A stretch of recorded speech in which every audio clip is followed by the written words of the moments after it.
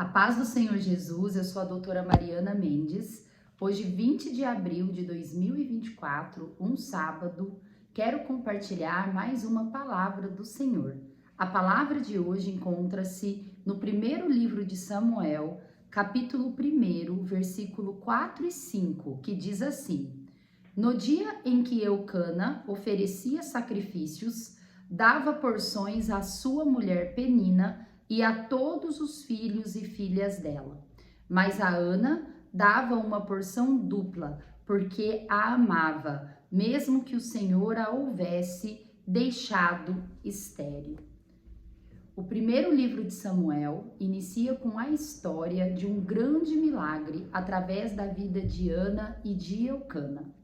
Eucana, ele era casado com Ana, ele amava Ana, porém Ana era estéril e não podia ter filhos.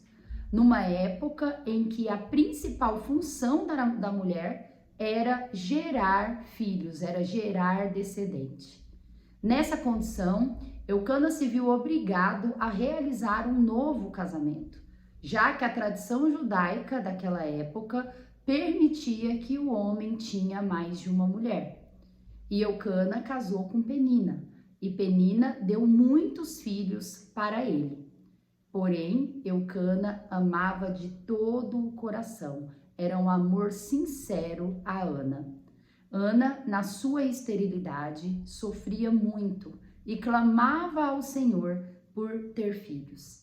Mesmo ela na esterilidade, Eucana, diante dos rituais judaicos, no holocausto, no sacrifício a Deus, fazia porção dobrada para Ana, por conta do grande amor que tinha ela e do grande milagre também que eles esperavam.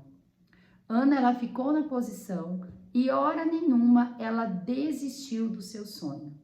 Mesmo sendo estéril, ela clamava dia após dia para o Senhor fazer um milagre na vida dela. Até que, de repente, ela indo para Siló no templo, quando ela chegou, ela derramou de todo o coração, numa oração de entrega ao Senhor.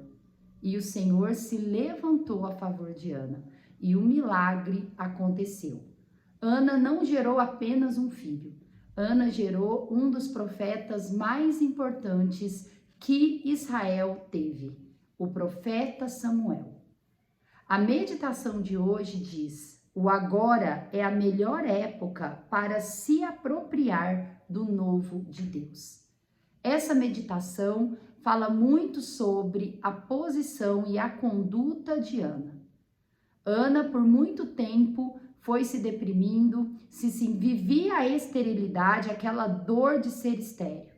Mas chegou uma vez que ela se apropriou do novo de Deus. E ela se derramou aos pés do Senhor numa oração inteligente e graciosa de troca, onde ela disse para o Senhor: Senhor, se o Senhor me der um filho, eu devolvo esse filho para o Senhor. Qual é o tipo de oração que você faz para o Senhor? Você só pede, você só tem petição, mas você não tem nada para entregar para Deus, para devolver para Deus? Ou a oração, ou o que você clama para o Senhor, você também pensa no reino de Deus? Você pensa no coletivo, você pensa no próximo. Precisamos nos apropriar do novo de Deus para a nossa vida. E o novo de Deus para a nossa vida é aquilo que não gera milagre apenas para nós, mas é um milagre que traz benefício para o coletivo, para as pessoas ao redor e para o reino de Deus. Para isso, precisamos estarmos conectados e alinhados ao que o Senhor quer para nós. Toda vez que devemos pedir algo para Jesus, precisamos também dizer: contudo, Senhor, faça a sua vontade, que é boa, perfeita e agradável. Contudo, se estiver alinhada a ti, eu gostaria que isso acontecesse. Mas se não, não precisa acontecer. E foi esse tipo de oração que Ana fez ao Senhor. Senhor, deixa eu gerar um filho e eu devolvo esse filho para o seu reino. Uma oração inteligente, uma oração de fé, uma oração visando o reino do Senhor, o reino dos céus. Precisamos estar sempre conectados ao coração de Deus, à mente de Deus, ao pensamento e caminhos do Senhor, que a palavra vai dizer que são muito maiores, muito mais altos do que o nosso. Não queira viver o seu raso pessoal. Queira viver o melhor de Deus.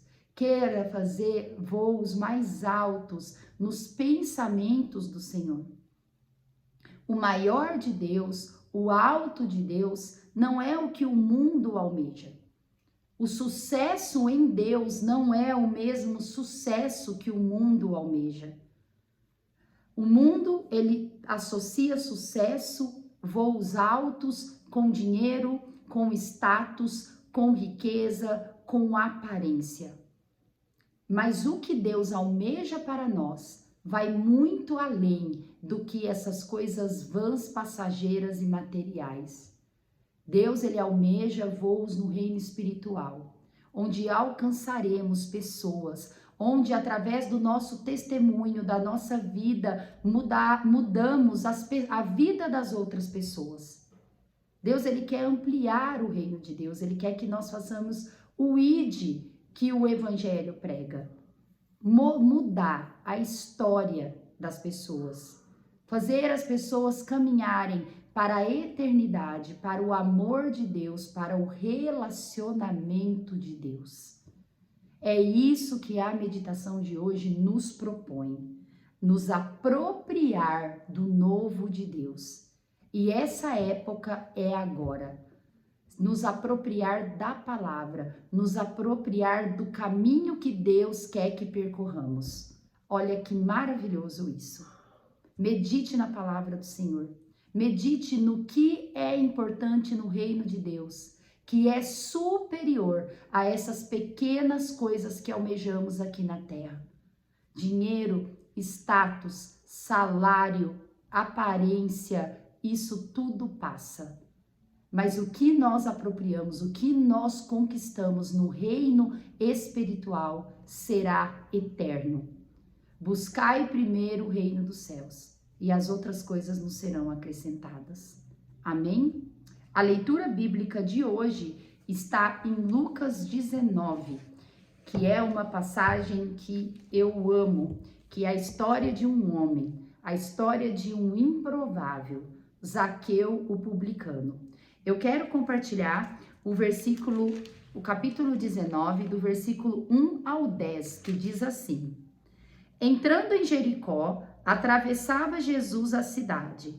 Eis que um homem chamado Zaqueu, maioral dos publicanos e ricos, procurava ver quem era Jesus, mas não podia por causa da multidão, por ser ele de pequena estatura. Então, correndo adiante, subiu a um sicômoro a fim de vê-lo, porque por ali havia de passar. Quando Jesus chegou àquele lugar, olhando para cima, disse-lhe: Zaqueu, desce depressa, pois me convém ficar hoje em tua casa. Ele desceu a toda pressa e o recebeu com alegria. Todos os que viram isto murmuravam, dizendo que ele se hospedara com um homem pecador. Entre mentes, Zaqueu se levantou e disse ao Senhor: Senhor, resolvo dar aos pobres a metade dos meus bens, e se, em alguma coisa, tenho defraudado alguém, restituo 4 vezes mais. Então Jesus lhe disse: Hoje houve salvação nessa casa, pois que também este é filho de Abraão, porque o Filho do Homem veio buscar e salvar o perdido. A história diz que Zaqueu, ele era um cobrador de impostos, uma profissão totalmente rejeitada na época de Israel, pois ele era um judeu que trabalhava para os romanos e abusava na cobrança de imposto dos seus outros irmãos judeus. Zaqueu, além de ser um cobrador de imposto, ele era o chefe dos cobradores de impostos. E a própria palavra do Senhor diz que ele era um homem rico, um homem rico, de baixa estatura, poderoso para a época e rejeitado pela sociedade judaica. Uma pessoa no qual os próprios discípulos de Jesus não gostavam de pessoas dessa forma. Mas a palavra diz que Zaqueu, ele creu que Jesus era um homem de Deus. Ele ouviu com certeza todos os milagres que Jesus estava fazendo naquela região. E ele, sabendo que Jesus, indo para Jericó, iria passar por determinado lugar, Zaqueu, por ser pequeno, no meio da multidão, ele não ligou pelo que as pessoas iam pensar dele, se as pessoas iam julgar ele, e ele subiu no sicômoro. Sicômoro é um tipo de uma figueira, uma espécie de figueira. E ele subiu no alto da figueira para ver Jesus. Jesus, ao passar pela figueira, olha para cima e vê Zaqueu. Não que Jesus precisava que ele estivesse na figueira, pois Jesus, ele é onipotente, ele é onipresente, ele sonda a mente, ele sonda o coração, e ele já sabia que Zaqueu o esperava. Mas a conduta de Zaqueu fala muito sobre quem era ele naquele momento. Um coração quebrantado, uma pessoa que, mesmo tendo um status social, ser rico, ser chefe dos publicanos, ele não se importou com isso e imediatamente ele subiu na figueira. Jesus, sabendo do quebrantamento do coração de Zaqueu, da sua sinceridade, da sede de ver Jesus, Jesus não só olhou para Zaqueu, mas falou: Zaqueu, desça depressa, que hoje eu vou na sua casa. E a palavra vai nos dizer que Zaqueu, ele desceu com alegria, se sentindo honrado, e levou Jesus para a sua casa. As pessoas ao redor, ao invés de falar: nossa, Zaqueu, esse chefe publicano, rico, que nem parece nem ser temente a Deus, está abrindo as suas portas para receber Jesus, esse homem de Deus. As pessoas tacaram pedra no Zaqueu e em Jesus. Como que Jesus se mistura com esse tipo de gente? Muito semelhante à sociedade de hoje. Mas Jesus, ele não liga para o que as pessoas falam. Ele não liga para o que as trevas falam. E Jesus, ele foi. E ele disse: hoje o reino de Deus está em alegria, pois trouxe salvação para essa casa. E o Jesus, ele termina dizendo que ele não veio para salvar as pessoas que estão salvas. Ele veio para salvar os perdidos.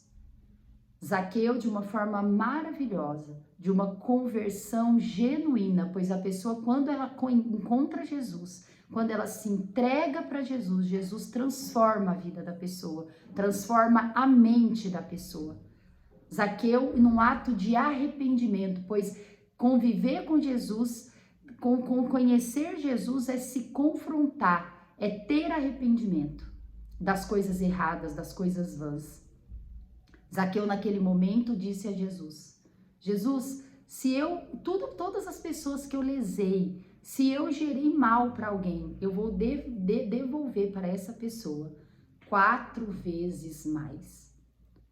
Não que a conversão de Jesus, ele espera que você saia devolvendo tudo o mal que você, com bem, todo o mal que você promoveu anteriormente. Pois a palavra do Senhor diz que, uma vez reconhecendo Jesus como seu único e suficiente Salvador, todas as coisas antigas, todas as coisas velhas ficaram para trás e nós nos tornamos nova criatura. Mas o arrependimento genuíno, a conversão genuína, faz a gente querer reparar os danos que a gente já causou. Isso é sinal de arrependimento. Você querer reparar, você querer perdoar, você querer pedir perdão para as pessoas que já te causou mal ou que você fez mal. Essa é o que faz um encontro com o Senhor. Esses são os sinais. Jesus, ele ama as pessoas. Ele ama os assassinos, os corruptos, os ladrões, os bandidos, todos os tipos de pessoa. Ele quer transformar a vida das pessoas. Ele quer fazer das más pessoas, daquelas pessoas que a sociedade recrimina, que nós não gostamos, em pessoas salvas em Cristo. Pessoas que apresentam mudança de vida. E para Jesus, isso é possível para com todos, pois todos nós somos pecadores e não somos merecedores da graça de Deus.